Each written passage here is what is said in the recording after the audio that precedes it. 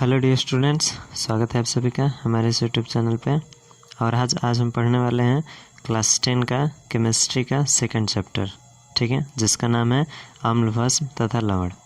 तो आज के इस वीडियो में हम इस पाठ को शुरू करेंगे और धीरे धीरे करके इस पाठ के सारे टॉपिक्स को एक एक करके क्लियर किया जाएगा, ठीक है। तो अगर आपको अच्छा लगे वीडियो तो प्लीज़ लाइक कीजिएगा और चैनल को सब्सक्राइब कर लीजिएगा। आज के इस वीडियो में हम इस पाठ को शुरू करने वाले हैं और धीरे धीरे करके एक एक करके सारे टॉपिक को यहाँ पढ़ा जाएगा, ठीक है। तो प्लीज़ हमारे साथ बने रहिएगा ताकि आपको एक एक करके सारे पाठ क्लियर हो सके, ठीक है। शुरू करते हैं आज के इस वीडियो और इस पाठ को, ठीक है। तो देखिए, सबसे पहले हमें पढ़ना है अम्ल, भस्म तथा लवण। तो पहले ये जानकारी होनी चाहिए कि अम्ल, भस्म तथा लवण है क्या, ठीक है। तो इसमें कुछ जो दिया है इसमें एक एक करके यहीं से पढ़ते हैं, ठीक है। जैसे देखिए, इसमें ये बोला जा रहा है कि अम्ल एवं भस्म सदियों से अम्ल तथा भस्म की परिभाषा उनके गुणों के आधार पर किया जा रहा है। यानी अम्ल और भस्म का परिभाषा जो भी होगा वो केवल उनके गुण के आधार पर ही होगा, ठीक है। जैसे कि देखिए, बोला यहाँ पे कि अम्ल वह पदार्थ है जिसका जलीय विलयन स्वाद में खट्टा होता है, ठीक है। यानी कि अगर हम अम्ल का जलीय विलयन लें तो उसका स्वाद जो होगा वो खट्टा होगा, ठीक है। ये पहला है। और दूसरा ये दिया है कि धातु से अभिक्रिया कर हाइड्रोजन गैस मुक्त करता है। यानी कि अगर हम अम्ल को धातु से अभिक्रिया कराएं, ठीक है, तो वहाँ से हाइड्रोजन गैस मुक्त होगा। कभी भी जब धातु का अभिक्रिया कराया जाएगा अम्ल के साथ तो वहाँ हाइड्रोजन गैस ही मुक्त होगा, ठीक है। ये दूसरा है। जैसे देखिए, यहाँ दिया लगभग सभी खनिज अम्ल धातु से अभिक्रिया कर हाइड्रोजन गैस मुक्त करता है, ठीक है। यानी कि सभी जो खनिज अम्ल है वो धातु से अभिक्रिया कर हाइड्रोजन गैस मुक्त करता है, जो कि यहाँ पर भी दिया गया था, ठीक है। फिर देखिए, एसिड यानी अम्ल शब्द की उत्पत्ति लैटिन शब्द एसिडस से हुई है, ठीक है, जिसका अर्थ होता है खट्टा, ठीक है।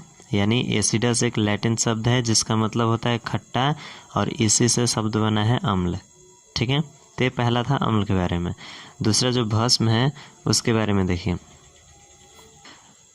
तो देखिए, भस्म है कि भस्म वह पदार्थ है जिसका जलीय विलयन पहला है स्वाद में कड़वा होता है तथा अम्ल को उदासीन कर लवण बनाता है, ठीक है। यानी कि देखिए, जो भस्म है उसका स्वाद कड़वा होता है, वही हम अम्ल में क्या पढ़े थे, तो अम्ल का स्वाद खट्टा होता है, ठीक है। तो हमें यहाँ पे दो चीज़ें याद करने लायक है, ठीक है। यानी जो अम्ल है उसका जो जलीय विलयन होगा वो स्वाद में होगा खट्टा, ठीक है। हम इसको अंडरलाइन कर लेना ताकि याद रहेगा। और दूसरा जो भस्म है वो स्वाद में कड़वा होता है, ठीक है। ये दो चीज़ें हमें याद रखनी है, ठीक है। उसके बाद जो क्षार है यानी भस्म, उसका दूसरा यहाँ पर दिया है कि अम्ल को उदासीन कर लवण बनाता है। यानी अगर हम भस्म की अभिक्रिया कराएं अम्ल के साथ तो वो अम्ल को उदासीन कर देगा, ठीक है। और जो यौगिक हमें प्राप्त होगा वो क्या होगा, लवण होगा, ठीक है, जो कि उदासीन होता है, ठीक है। ये दूसरा इसका है, ठीक है। तो ये था दोनों का परिभाषा, जो कि इन दोनों आधार पर इनका परिभाषा दिया जाता है, ठीक है। अब देखिए आगे क्या दिया है इसमें है कि बाद में यह देखा गया कि कुछ अम्ल दूसरे अम्ल की अपेक्षा तेजी से धातु को घुलाकर हाइड्रोजन गैस मुक्त करते हैं, ठीक है।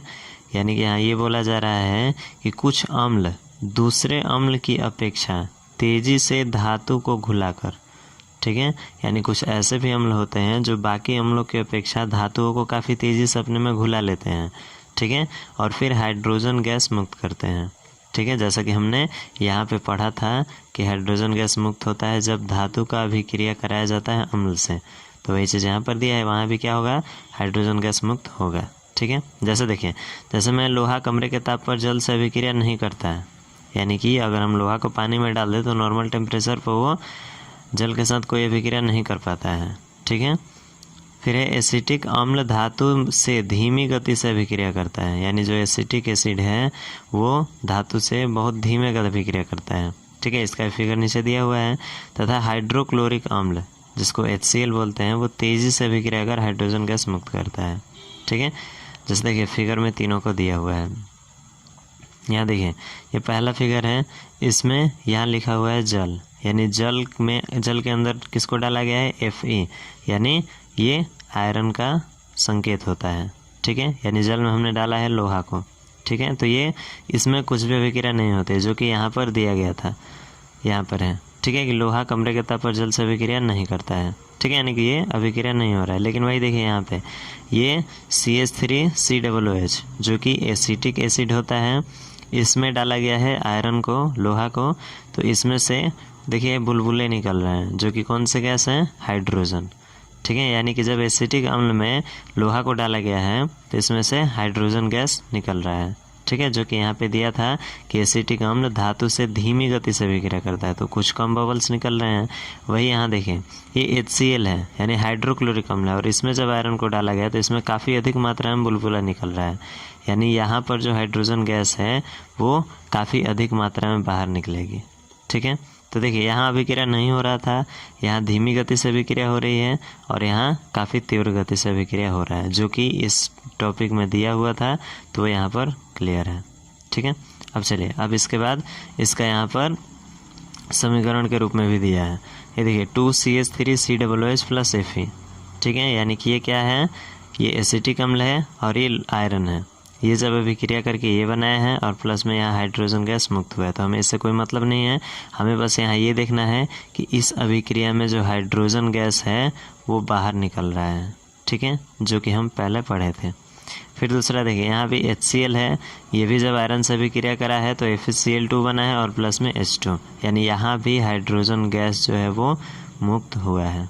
ठीक है, यानी कभी भी जब धातु अम्ल के साथ अभिक्रिया करेगा तो वहाँ हाइड्रोजन गैस मुक्त होगा।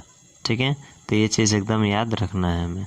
ठीक है, अब देखिए, अब यहाँ ये बोला जा रहा है कि प्रारंभ में इस प्रयोग से प्रबल अम्ल तथा दुर्बल अम्ल में भेद को बताया जा सका, यानी कि इसी वजह से ये बताया जा सका है कि कौन सा अम्ल प्रबल है और कौन सा दुर्बल है। ठीक है, तो चलिए यहाँ तक था अम्ल के बारे, अम्ल और भस्म में थोड़ा सा। अब है अम्ल तथा भस्म के आयनिक विवरण। ठीक है, देखिए इसके अंतर्गत क्या है, जैसे सभी अम्ल, भस्म तथा लवण के जलीय विलयन विद्युत का संचालन करते हैं, यानी अम्ल हो, भस्म हो या लवण हो, तीनों का जलीय विलयन अगर होगा तो विद्युत का सुचालक होगा। ठीक है, जिन्हें हम विद्युत अपघट्य कहते हैं, यानी कि कोई भी जलीय विलयन अगर विद्युत का संचालन करता है, यानी विद्युत के सुचालक होते हैं, तो उनको विद्युत अपघट्य कहा जाता है। ठीक है, जैसे देखिए, जैसे में हाइड्रोक्लोरिक अम्ल, सोडियम हाइड्रोक्साइड, सोडियम क्लोराइड आदि, यानी ये सारे जो यौगिक है अगर इनको पानी में घोल दिया जाए तो वो विद्युत के सुचालक होंगे। ठीक है, वैसे यौगिक जिनके जलीय विलयन विद्युत का संचालन नहीं करते वे विद्युत अनअपघट्य कहलाते हैं, यानी ये वैसे जलीय विलयन होंगे जिनसे विद्युत धारा का प्रवाह नहीं हो पाएगा। ठीक है, वो होगा विद्युत अनअपघट्य। ठीक है, जैसे देखिए, जैसे में दिया है एल्कोहल है, ग्लूकोज है, यूरिया आदि। ठीक है, वैसे एल्कोहल पे हमने वीडियो बनाया भी है जो कि विद्युत का सुचालक होता है, वहाँ से हमने ये देखा भी है कि जो एल्कोहल है वो कैसे विद्युत का सुचालक नहीं है। ठीक है, अगर आप चाहें तो हमारे चैनल पे जाके देख सकते हैं उस वीडियो को। ठीक है, फिर देखिए आगे, यहाँ अम्ल, भस्म तथा लवण के जलीय विलयन में उपस्थित आयन ही विलयन से होकर विद्युत धारा के संचालन के लिए उत्तरदायी होते हैं। ठीक है, यानी कि जो भी अम्ल है, भस्म या लवण है, वो विद्युत धारा के सुचालक इसलिए होते हैं क्योंकि उनमें आयन उपस्थित होते हैं। ठीक है, अगर उनमें आयन उपस्थित नहीं होता तो वो भी विद्युत के सुचालक नहीं होते। ठीक है, तो यहाँ तक था इन सब के बारे में। अब है एक कार्यकलाप। ठीक है, तो चलिए इस कार्यकलाप को देखते हैं। देखिए, ये पहला कार्यकलाप है इस पाठ का। ठीक है, जैसे देखिए इसमें क्या करना है, एक बीकर में तनु HCl का विलयन ले। ठीक है, यानी हाइड्रोक्लोरिक अम्ल का विलयन ले लेना है तथा इसमें धातु के 2 इलेक्ट्रोड डालें। ठीक है, इलेक्ट्रोड ये छड़ को कहा जाता है। ठीक है, यानी जो धातु का ऐसा छड़ होता है उसे इलेक्ट्रोड कहेंगे। तो इसमें डाल देना है 2 इलेक्ट्रोड। ठीक है, चित्रानुसार सर्किट जोड़कर बिजली की धारा प्रवाहित करें, यानी हमें एक इस तरह से सर्किट बना लेना है। ठीक है। और इसमें क्या करना है, धारा को प्रवाहित करना है, यानी यहाँ पे बैटरी लगाना है और यहाँ से इसमें कनेक्शन जैसे इसमें दिया हुआ है वैसे हम कनेक्शन दे देंगे, ठीक है। फिर देखिए बिजली की धारा प्रवाहित करते ही बल्ब जलने लगता है, यानी कि जब हम ऐसा काम करेंगे तो बल्ब जो है वो जलने लगेगा। तो इससे यह निष्कर्ष निकलता है कि बिजली की धारा विलयन से होकर प्रवाहित हो रही है, अतः HCl अम्ल विद्युत का सुचालक होता है। यानी देखिए बैटरी जो होता है उसमें एक प्लस होता है एक माइनस होता है, वैसे इसमें दिया नहीं है कौन प्लस है कौन माइनस है, हम ऐसा मान सकते हैं। मान लीजिए ये प्लस का हो गया, ठीक है, और ये माइनस का हो गया। अब जब इसमें बैटरी में जब यहाँ से विद्युत धारा जाएगा तो ये आएगा इस इलेक्ट्रोड में, ठीक है, और ये इलेक्ट्रोड जो है इससे डायरेक्ट कनेक्ट नहीं है, ठीक है, लेकिन इस विलयन में दोनों डाले गए हैं, ठीक है। यानी कि इस इलेक्ट्रोड के माध्यम से जो विद्युत धारा है वो इस पूरे विलयन में फैल जाएगा और उसके बाद से ये इलेक्ट्रोड इस इलेक्ट्रिसिटी को आगे लेकर के ऐसे वापस चला जाएगा जो कि बल्ब से होकर जाएगा, ठीक है। तो अगर ये जो विलयन हम लिए हैं अगर ये विद्युत के कुचालक होते तो बल्ब नहीं जलता, लेकिन यहाँ बल्ब जल रहा है। इससे यह साबित होता है कि जो विलयन हम लिए हैं वो क्या है, विद्युत का सुचालक है, ठीक है। और विलयन किसका है, तो HCl अम्ल का है। यहाँ पे दिया गया था तनु HCl का विलयन लेना है, ठीक है। तो इससे ये साबित होता है कि जो हाइड्रोक्लोरिक अम्ल है यानी HCl है वो विद्युत का सुचालक होता है, ठीक है। तो ये हमारा पहला कार्यकलाप था, तो इसको एक बार अपने से काफ़ी अच्छे से पढ़ लीजिएगा, ठीक है। चलिए अब आगे बढ़ते हैं। अब इसी में और है, देखिए यहाँ बोल रहा है कि NaOH यानी सोडियम हाइड्रोक्साइड, फिर CaOH2 यानी ये कैल्शियम हाइड्रोक्साइड है, आदि के जलीय विलयन से भी विद्युत की धारा प्रवाहित होती है, क्योंकि NaOH CaOH2 आदि जल में घुलकर आयन प्रदान करते हैं, ठीक है। यानी कि देखिए अगर हमने यहाँ पर जो HCl का विलयन लिया है, HCl विलयन, अगर इसके जगह पे सोडियम हाइड्रोक्साइड या कैल्शियम हाइड्रोक्साइड, ठीक है, उन सारी चीज़ों को ले लें तो वो भी विद्युत के सुचालक होंगे, ठीक है। अब देखिए इसके आगे अब यहाँ पे दिया हुआ है ग्लूकोज तथा एल्कोहल के जलीय विलयन से विद्युत की धारा प्रवाहित नहीं होती है, क्योंकि ये जल में घुलकर आयन प्रदान नहीं करते हैं। यानी अगर हम ग्लूकोज और एल्कोहल दोनों को अगर हम पानी में घोलें, यानी ग्लूकोज को घोल दें फिर एल्कोहल को घोल दें, तो इन दोनों का जो जलीय विलयन होगा उसमें कोई भी आयन नहीं मिलेगा, ठीक है। और जब तक आयन नहीं मिलेगा तब तक विद्युत धारा का प्रवाह नहीं होगा, ठीक है। अब देखिए आगे है, जल द्वारा विद्युत अपघट्य का आयनों में विघटन होने की क्रिया को आयनन कहते हैं। यहाँ एक हमें आयनन का परिभाषा मिला, ठीक है। यानी जल द्वारा विद्युत अपघट्य को आयनों में विघटन, यानी जो विद्युत अपघट्य होते हैं जैसे HCl, NaOH, CaOH2, ये सारे क्या हैं, विद्युत अपघट्य हैं, यानी कि पानी में जब घुलेंगे तो विद्युत के सुचालक होंगे। तो यहाँ यही बोल रहा है कि जब जो पानी होगा, जल होगा, वो विद्युत अपघट्य का आयनों में विघटन, यानी इनको इनके आयन में तोड़ देगा, ठीक है। तो वह प्रक्रिया क्या कहलाएगा, आयनन कहलाएगा, ठीक है।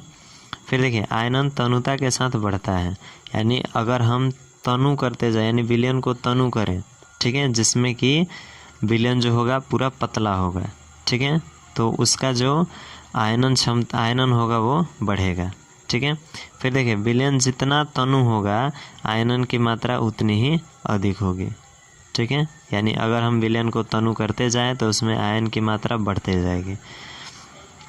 आगे है, अम्ल हमेशा अम्लीय नहीं होते, ठीक है, यानी जो अम्ल होंगे वो हमेशा अम्लीय नहीं होंगे। तो देखिए कैसे, अब हम कुछ अम्लों के आयनन पर विचार करते हैं, ठीक है। विशुद्ध एसिटिक अम्ल का सूचक पर कोई प्रभाव नहीं पड़ता है तथा यह धातु या धातु के कार्बोनेटों से अभिक्रिया नहीं करता है, ठीक है। यानी देखिए यहाँ लिया गया है विशुद्ध एसिटिक अम्ल, ठीक है, यानी विशुद्ध है यानी कि थोड़ा गंदा होगा एसिटिक अम्ल, ठीक है। तो इससे जो हम सूचक लेंगे उस पर कोई प्रभाव नहीं पड़ने वाला है, ठीक है। या फिर ये धातु या उनके कार्बोनेट, ठीक है, दोनों में से किसी से भी अभिक्रिया नहीं करता है। कौन सा, विशुद्ध एसिटिक अम्ल, ठीक है। फिर आगे देखिए, यह विद्युत का कुचालक होता है, यानी अगर हम इस अम्ल को ले तो विद्युत का वो कुचालक होगा, जबकि हम आगे पढ़े थे कि जो अम्ल होते हैं वो विद्युत के सुचालक होते हैं, ठीक है। लेकिन यहाँ जो विशुद्ध एसिटिक अम्ल है वो हमें कुछ अलग मिला। परंतु शुद्ध एसिटिक अम्ल का जलीय विलयन अम्ल के सभी गुणों को प्रदर्शित करता है। लेकिन अगर हम शुद्ध एसिटिक अम्ल ले लें और उसको पानी में घोल दें तो वो सारे अम्ल के गुणों को अपने अंदर दिखाएगा। ठीक है। फिर इसी प्रकार शुद्ध एवं शुष्क HCl गैस जैसे कि गैस जल की अनुपस्थिति में अम्ल के गुणों को प्रदर्शित नहीं करता है। ठीक है, यानी शुद्ध और शुष्क HCl हो, ठीक है, तो वो क्या करेगा, जल की अनुपस्थिति में यानी कि पानी उसके साथ न हो तो वो अम्ल के गुण को प्रदर्शित नहीं कर सकता है। लेकिन HCl गैस का जल में विलयन अम्ल के सभी गुणों को प्रदर्शित करता है। लेकिन वही HCl हो, उसको जब हम पानी में घोल देंगे तो पूरा अम्ल का गुण प्रदर्शित करेगा। अतः ऐसा प्रतीत होता है कि अम्ल के अम्लीय गुणों को दर्शाने के लिए जल की उपस्थिति अनिवार्य है। यानी कि अगर किसी अम्ल का अम्लीय गुण दर्शाना है तो उसके लिए जल की उपस्थिति बहुत बहुत ज़रूरी है। ठीक है, चलिए अब यहाँ पर है एक दूसरा कार्यकलाप। ठीक है, हमने पहला पढ़ा, अभी दूसरा है। इसमें कि एक साफ एवं सूखे कोणीय फ्लास्क में 5 ग्राम नमक लें। ठीक है, देखिए फ्लास्क जो होता है वो इसे कहा जाता है। ठीक है, ये वाला फ्लास्क है, इसमें क्या करना है, 5 ग्राम नमक लें। फिर चित्रानुसार यानी चित्र 2.3 जो कि यहाँ पर दिया हुआ है, देख सकते हैं चित्र 2.3। ठीक है, तो देखिए इसमें क्या करना है, चित्र 2.3 के जैसे उपकरण को सजा लेना है। ठीक है, यानी एक फ्लास्क रहेगा, इसमें ऐसे सारा चीज़ लगा रहेगा। ठीक है, फिर देखिए स्थिल कीप द्वारा कुछ सांद्र H2SO4, ठीक है, जो कि सल्फ्यूरिक अम्ल होता है, डालें। यानी इसमें हमें क्या करना है, H2SO4 डाल लेना है। किसके द्वारा, स्थिल कीप, यानी जो ये वाला दिया हुआ है ये स्थिल कीप है। ठीक है, इसके द्वारा हमें क्या डाल लेना है, H2SO4। तो पहले से हमने वहाँ पे नमक लिया है जो कि NaCl है, सोडियम क्लोराइड, आप देख सकते हैं यहाँ पे, और दूसरा जो है सांद्र H2SO4 है, यानी कि सल्फ्यूरिक अम्ल।